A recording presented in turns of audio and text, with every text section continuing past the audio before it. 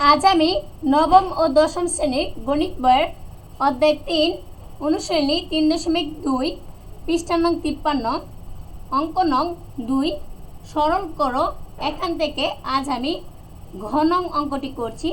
তাহলে ঘ নং অঙ্কটিতে দেখো আছে x plus Y into X square minus X Y plus Y square plus y plus z into y square minus yz plus z square plus z plus x into z square minus zx plus x square।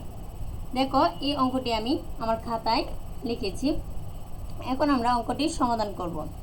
তো অঙ্কটি সমাধান করার আগে আমাদের একটি সূত্র জানতে হবে। সেই সূত্রটি হচ্ছে a cube plus v cube. দেখো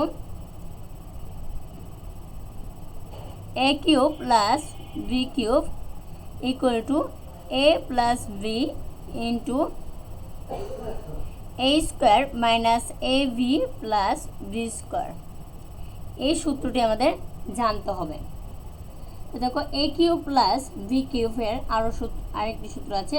তো এই সূত্রটি আমরা ব্যবহার করব এই অঙ্কটি করার জন্য। দেখো a cube plus b cube equal to a plus b into a square minus ab plus b square। এই সূত্রটি আমরা ব্যবহার করব। দেখো এই অঙ্কটি আমি সমাধান করছি।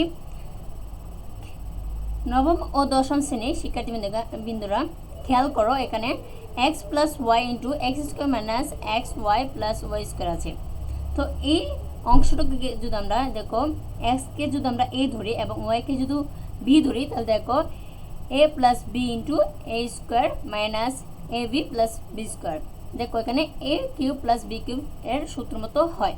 তাহলে আমরা লিখতে পারি দেখো x cube plus y cube, এটা লিখতে পারি।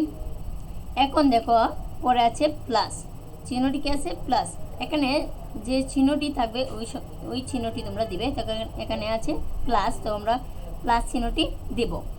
এরপর দেখো আছে y plus Z into Y square minus Y Z plus Z square.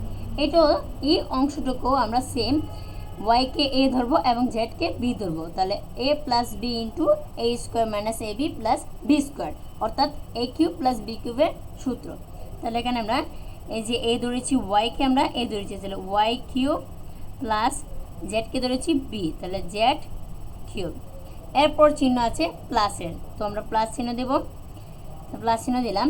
এখন দেখো আছে দেখো Z plus x into Z square minus Z x plus x square. এই অংশটুকু যদি আমরা দেখো এই এরকম করতে পারি, তো দেখো এই অংশটুকুকে দেখো আমরা জেডকে আমরা যদি এ ধরি এবং এক্সে যদি আমরা বি ধরি, তাহলে দেখো এ প্লাস বি, এই যে এ plus B into A square minus A B plus B square সূত্র মতো হয়।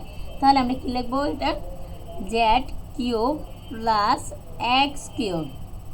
ঠিক আছে, অঙ্কটি কি সহজ, তাই তো? এখন খেয়াল করো নবম ও দশম শ্রেণীর শিক্ষার্থীবৃন্দরা, এই যে এখানে এক্স এখানেও একটা আছে, আবার এখানেও এক্স কিউব আছে। তো আছে কয়টি? দুইটি। তাহলে আমরা লিখবো 2x কিউব, মানে যোগ করলে কি হবে x cube plus x cube হবে 2x কিউব, তাই তো? এরপর আছে প্লাস চিহ্ন দাও। এখন দেখো Y cube plus Y cube, তো Y cube plus Y cube equal to 2y cube. এরপর প্লাস চিহ্ন দিলাম। এখন আছে দেখো Z cube plus Z cube, তো Z cube plus Z cube equal to 2z cube, এই তো আমরা লিখেছি। এখন আবার সমান চিহ্ন দাও। এখন দেখো আমরা 2 একটি কমন নেব, 2 কমন যায়। এখন 2 কমন নিলে দেখো থাকে কি X cube plus Y cube plus Z cube, এগুলো কমন যায়। তাহলে এটি হচ্ছে আমাদের ঘ নং অ্যান্সার। আশা করি তোমরা এই অঙ্কটি বুঝতে পেরেছো। আজ এই পর্যন্তই, বিদায়। পরবর্তী ক্লাসে আবার দেখা হবে।